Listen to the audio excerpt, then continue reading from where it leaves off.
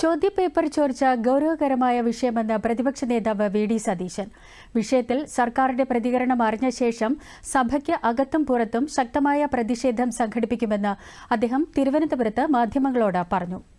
ചോദ്യപേപ്പർ ചോർത്തിയതിൽ ഭരണകക്ഷി അധ്യാപക സംഘടനകൾ ഉൾപ്പെട്ടതിനാലാണ് സർക്കാർ നടപടി എടുക്കാത്തതെന്നും പ്രതിപക്ഷ നേതാവ് ആരോപിച്ചു. വേണമെങ്കിൽ ഗവൺമെന്റ് എന്ത് നടപടിയാണ് എടുക്കുന്നത്? ഇത് ഒന്നും രണ്ടും പ്രാവശ്യം നിരന്തരമായി ഈ ട്യൂഷൻ നടത്തുന്ന ചില സ്ഥാപനങ്ങൾക്ക് വേണ്ടി പേപ്പർ ചോർത്തി കൊടുക്കുകയാണ്. അത് ഭരണകക്ഷിയുമായി ബന്ധപ്പെട്ട ചില അധ്യാപക സംഘടനകളിലെ ആളുകളാണ് അത് ചെയ്തു കൊടുക്കുന്നത്. എല്ലാവർക്കും അറിയാം. എല്ലാവരും അത് മൂടി വെച്ചിട്ടാണ് പറയുന്നത്. അവരാണത് ചെയ്തു കൊടുക്കുന്നത്.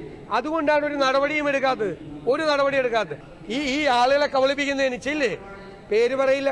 അതാണ് പേര് പറയില്ല. ഈ ചോദ്യക്കടലാസ് ചോർച്ചയ്ക്ക് പുറയിൽ ഇവര് തന്നെ പല സ്ഥാപനങ്ങളിൽ നിന്നും പണം മേടിച്ചിട്ട് ചോർത്തി കൊടുക്കുക. അപ്പൊ അത് ആരാ അന്വേഷിക്കുന്നത്? അന്വേഷിച്ചാൽ CPM-മായി ബന്ധപ്പെട്ട ആളുകൾ ഉൾപ്പെട്ടിട്ടുള്ള ഏതെങ്കിലും കേസ് അന്വേഷിച്ചാൽ നവീൻ ബാബുവിന്റെ കേസ് അന്വേഷിച്ച പോലെയോ